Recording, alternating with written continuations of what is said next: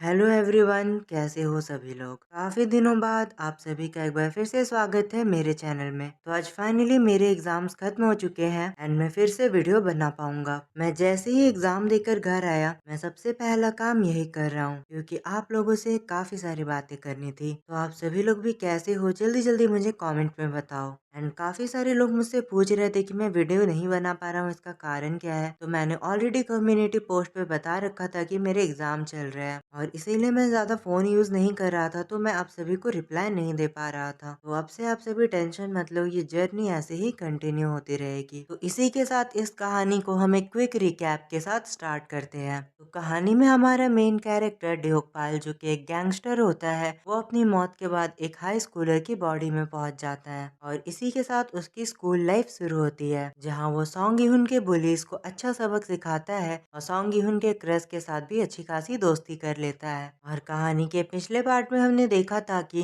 सेक्योंग ड्योकपाल को अपने पास्ट के बारे में बताता है और उससे कहता है कि सबको लगता है कि मैं एक साइकोपैथ हूँ और मुझे भी लगता है कि मैं एक साइकोपैथ हूँ, मैं तुम्हारे साथ कुछ भी कर सकता हूँ। तो इसी के साथ चैप्टर 27 की स्टार्टिंग होती है और हम देखते हैं ड्योकपाल सेक्योंग से कहता है, तुम्हें लगता है कि मैं किसी तुम्हारे जैसे को संभाल नहीं सकता हूँ। सेक्योंग उसे देखकर काफी हैरान हो जाता है और सोचता है आखिर इसमें इतना कॉन्फिडेंस आता कहाँ से है, क्या ये सच में मेरी हैवानियत को झेलने के लिए तैयार है। और फिर सेक्योंग अचानक से ड्योकपाल के गालों को टच करता है, फिर उसके लिप्स को टच करता है और उसके चेहरे को टच करते हुए वो सोचने लगता है कि वैसे तो ये सब केवल मेरी फैंटेसी है, पर आज ये सच में हो रहा है। और हम देखते हैं ड्योकपाल भी सेक्योंग को नहीं रोकता। फिर सेक्योंग सोचता है कि मैं अभी भी समझ नहीं पा रहा हूँ कि आखिर मेरे लिए लाइफ में क्या इम्पोर्टेंट है। फिर ड्योकपाल की तरफ देखते हुए सोचने लगता है कि मैं समझ चुका हूँ मेरे लिए अब क्या जरूरी है। तभी अचानक से ड्योकपाल उसे कहता है, सेक्योंग बच्चे अपना हाथ हटाओ मेरे चेहरे से। जहाँ सेक्योंग तो उसे काफी क्यूटली पकड़ लेता है और ड्योकपाल अनॉय होने लगता है और सोचता है कि ये कमीना तो मुझे बैड टच कर रहा है। तभी अचानक से ड्योकपाल को रियलाइज होता है कि उन्हें यहाँ आए हुए काफी समय हो चुका है और अब काफी रात हो गई है, इन्हें वापस जाने के लिए कोई भी गाड़ी नहीं मिलने वाली थी। और तभी सेक्योंग उसकी तरफ देखता है और कहता है तो चलो यहीं पे रात बिताते हैं। ड्योकपाल काफी ज्यादा हैरान हो जाता है। सेक्योंग कहता है मेरा मतलब है कि हम यहाँ पर रुक जाते हैं। जिसके बाद ड्योकपाल सेक्योंग को एक जगह पर लेकर आता है जहाँ सेक्योंग काफी कंफ्यूज नजर आता है और हैरान होकर देख रहा होता है। यहाँ वो तुरंत ही ड्योकपाल से पूछता है ये क्या हम इस घर में रहने वाले हैं, और हमें काफी अजीब सा बिल्डिंग दिखाया जाता है। सेक्योंग के सवाल का जवाब देते हुए ड्योकपाल कहता है कि इससे बुरा अब क्या ही होगा, वैसे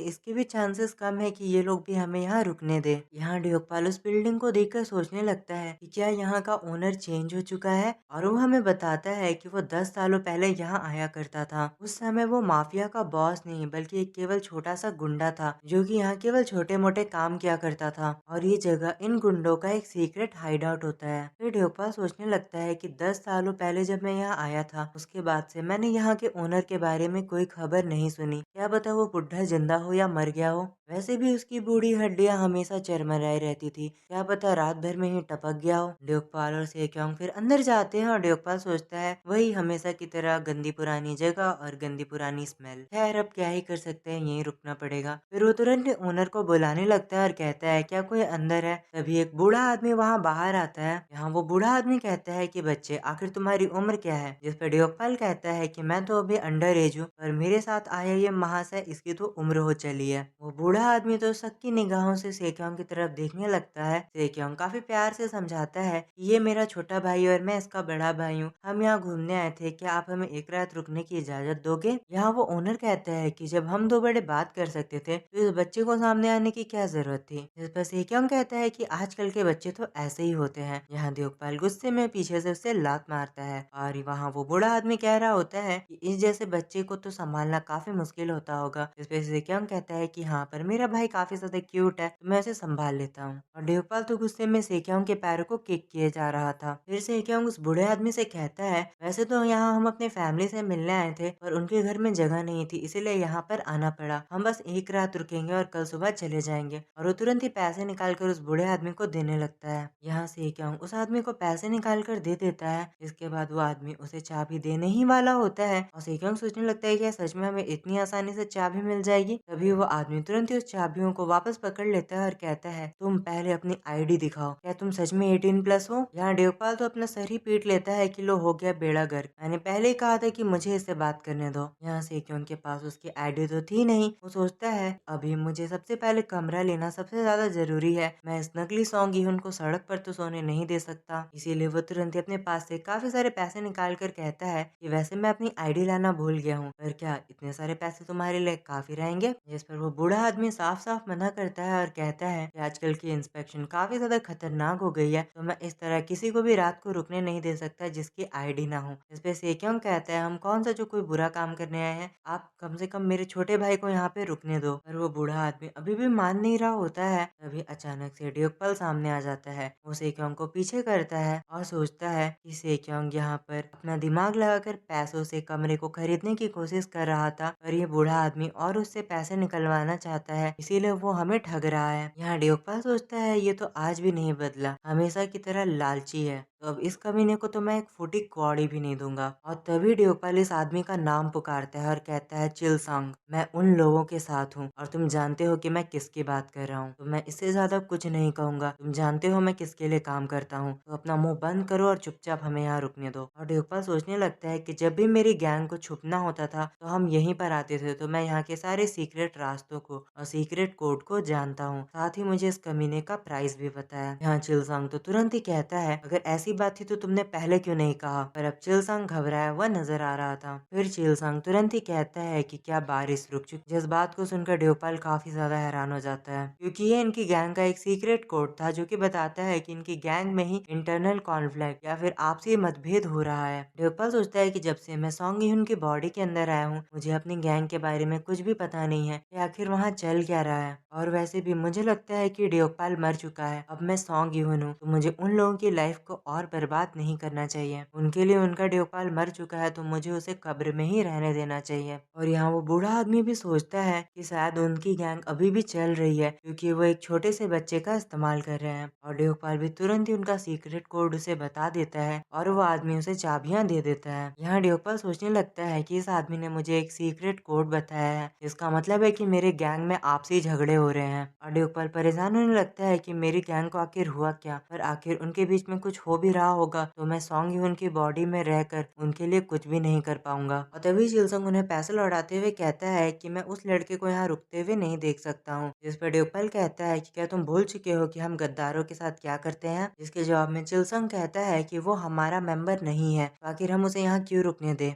और ड्यूकपल काफी ज्यादा गुस्से में चिलसंग के कॉलर को पकड़कर उसे अपनी तरफ खींचता है और कहता है बुड्ढे, क्या तुम अपनी जगह भूल चुके हो? अगर तुम अपने बचे खुचे दांतों को सलामत रखना चाहते हो तो थोड़ा होशियार हो जाओ और अपनी जबान पर लगाम दो। और काफी ज्यादा गुस्से में कहता है कि मेरे साथ चाल चलने की कोशिश मत करना, बॉस जानते हैं कि मैं यहाँ पर आया हूँ, तो अगर तुमने इस बात को पुलिस में रिपोर्ट करने की कोशिश की तो मैं तुम्हें नर्क तक घसीट कर लेकर जाऊंगा। और तुरंत ही चिलसंग को वहीं पटक कर चाबियां लेकर वो वहाँ से चला जाता है। यहाँ चिलसंग तो राहत की सांस लेता है, सोचता है कि वो कमीना ड्यूकपल उसने हमारे सीक्रेट के बारे में इस बच्चे को बता दिया। और वो सोचता है कि पहले ड्यूकपल यहाँ छोटे मोटे काम किया करता था, फिर उसने सारे घटिया काम किए और प्रमोशन लेकर माफिया का बॉस बन गया और दोबारा कभी मुझसे मिलने भी नहीं आया। वो एक बेकार आदमी के लिए काम करता था। और चिलसंग कहता है खैर अब मुझे क्या। जिसके बाद अगले सीन में हम ड्यूकपल और सेक्योंग को उनके कमरे में देखते हैं, जहाँ सेक्योंग के कुछ कहने से पहले ही ड्यूकपल कहता है अभी जो भी हुआ उसे समझाना काफी ज्यादा कॉम्प्लिकेटेड है, तुम उसे कुछ भी पूछने की कोशिश भी मत करना और न ही तुम इस बारे में किसी को कुछ बताओगे। और हम देखते हैं सेक्योंग उससे कुछ भी पूछ नहीं रहा होता है, जिसे ड्यूकपल हैरान हो जाता है और कहता है वैसे तो जब भी मैं इस कमीने को मना करता हूँ ये मुझसे और भी सवाल पूछने लगता है, पर आखिर आज ये इतना शांत क्यों है? तभी ड्यूकपल कहता है कि मैं नहाने जा रहा हूँ या तुम पहले जाना चाहोगे। पर ड्यूकपल को अभी भी ये बात बिल्कुल समझ नहीं आ रही थी और वो काफी परेशान हो रहा था कि आखिर सेक्योंग उससे कोई सवाल क्यों नहीं कर रहा है। और तभी सेक्योंग उससे कहता है कि मैं जानता हूँ कि तुम क्या सोच रहे हो और हाँ बिल्कुल, मैं तुम्हारे बारे में जानना चाहता हूँ, मैं काफ़ी ज़्यादा क्यूरियस हूँ। और सेक्योंग कहता है, मैं सच में जानना चाहता हूँ कि आखिर तुम चिलसांग को कैसे जानते हो? आखिर तुम्हारा और उसका क्या रिश्ता है? और मैं जानना चाहता हूँ कि आखिर तुम काम क्या करते हो? तुम कहाँ रहते हो? तुम्हारा असली नाम और तुम्हारी असली एज क्या है? और सेक्योंग के इन्हीं सवालों के साथ आज का ये चैप्टर खत्म हो जाता है। सो अगर अभी भी आपके मन में कोई भी डाउट या कोई भी कंफ्यूजन हो या आप मुझसे कुछ भी पूछना चाहते हो तो आप कमेंट में पूछ सकते हो। मैं आप सभी को रिप्लाई देने का ट्राई करूंगा। तो मिलते हैं अगले वीडियो के साथ। Thank you for watching. Goodbye. Guys, अगर आप वीडियो में इतनी दूरी पर आ चुके हो